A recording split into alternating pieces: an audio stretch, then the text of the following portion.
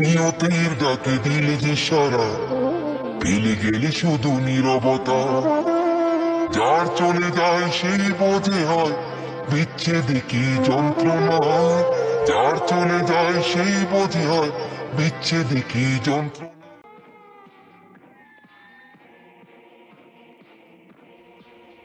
এই বেটা, কই চান্দার টাকা দে। ভাই আপনি তো আইসেই টাকা চাওয়া শুরু করলেন, কিন্তু দেখছেন ভাই দোকানের পরিস্থিতি কি, ইনকাম বাদি নাই। এর ভিতরে আপনার 2 লাখ টাকা কিভাবে চান্দা দেবে ভাই? এই বেটা সোহাগ, তোর কি লেকচার শুনতে আইসি রে? হ্যাঁ, তোর কি লেকচার শুনতে আইসি? বসার কথা বললে কাম হইবে না, আর একটা বাড়িতে তো লেকচার বাদ দিয়ে টাকা দে। টাকা দে মাদার, টাকা দে। ভালো কথা হইলে কাজ হইবে না। তাড়াতাড়ি চান্দার টাকা দে। ভাই আপনি সোজা কথা বোঝেন না ভাই। আমি ভাই টাকা টাকা দিতে পারব না, আমি খুব অসহার ভিতরে আছি ভাই। দেশে কি আইন কানুন নাই? আপনারা কি একটা দেশটার মগের মুলুক বানাই হেলাইছেন? ওই বেটা ওই, তোর এত কথা শোনার সময় নাই ভাই। আইনের উপর বড় কিছু নাই, আর তাছাড়া তার মানে এই না যে দেশ স্বাধীন করছে চাঁদা চাওয়ার জন্য। বেটা তুই আমার আইনের ভয় দেখাস। আরে বেটা রাখ তোর আইন। আপনি এমন ভাবে কথা বলেন বুঝে আমার কাছে টাকা রেখে গেছেন। বস শালা কিন্তু কামটা ভালো করলেন না, শালারে খাইয়ে দাও।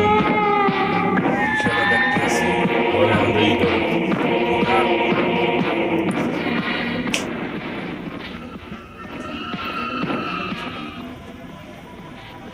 ওই দোকানদার সোহাগকে ফোন লাগা।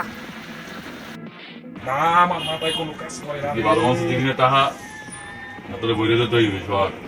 আমার কাছে দে, আমার কাছে দে। বসল্লা কথা কর। ওই বেটা কেমনে কথা কয় তুই বুঝছ না? আমাকে ভাই বেড়াদার মানুষ, ওর সাথে এরকম কথা কস কা? হ্যালো সোহাগ, তুই একটু আয়, তোর সাথে আমি একটু মিট করবো। বাড়ছে জনসংখ্যা, কমছে মানুষ, কারণ হয় হুশ। সবাই ঘিরে দেখছে, সৎ ভাইকে পাথরের আঘাতে করেছে বেহুশ। এভাবে প্রতিনিয়ত চললে সোনার বাংলা হবে ঠুস।